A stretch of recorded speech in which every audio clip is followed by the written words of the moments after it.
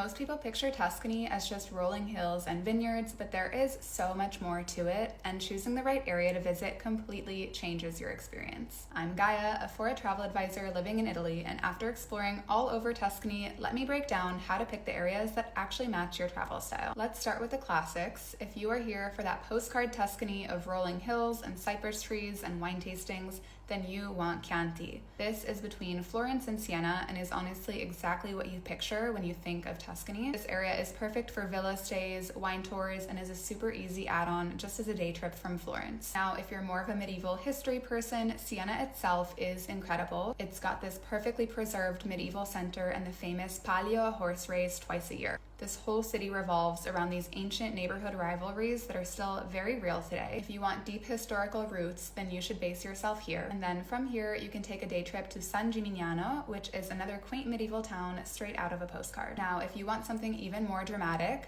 think UNESCO World Heritage dramatic, head to Val d'Orcia. This is south of Siena, and it's where these famous lone cypress trees and golden wheat fields are. It's much more remote than Chianti, and it's perfect for slow travelers who want thermal spas, medieval abbeys, and some beautiful sunset walks. Foodies typically gravitate here for the rustic agriturismos and all the local cheeses. Most people don't even realize that you can have classic Tuscany and the beach all in one trip, but you can in places like Maremma. Maremma has 130 kilometers of coastline filled with rocky shores, pine forests, and beaches that are truly wild. This area is the least populated part of Tuscany, so if you're looking for something more remote and off the beaten path, then this is it. If you want beach with spectacular mountain backdrops and a tad more refined, Versilia is your spot. This is the northwest coast around Viareggio. Here you can think upscale beach clubs, summer nightlife, and a more polished seaside vibe. This definitely has a very different energy from Maremma. Adventure travelers, listen up. The Garfagnana Valley in northern Tuscany is where all the locals are going hiking. This is in the Apennine Mountains and is completely different landscape from what most people envision for Tuscany. Here you can find incredible rustic food traditions, and it's much more affordable than the famous wine regions. I bet that you didn't know that Tuscany actually has an island. If you're an island person, then Elba off of the coast is absolutely gorgeous. You can expect crystal clear waters, hiking trails, and much fewer crowds than the mainland beaches. The thing about Tuscany is that each area has developed its own unique culture over centuries, so where you go really depends on the kind of experience that you're after. Whether you're here to sip wine in a villa, hike mountain trails, or just disappear on a quiet beach, there's definitely something in Tuscany for everyone. The key here is matching the region to your travel style and not just following where everyone else goes. If you're thinking of traveling to Tuscany or to Italy anytime soon, you can book directly with me for an itinerary crafted by a true local insider.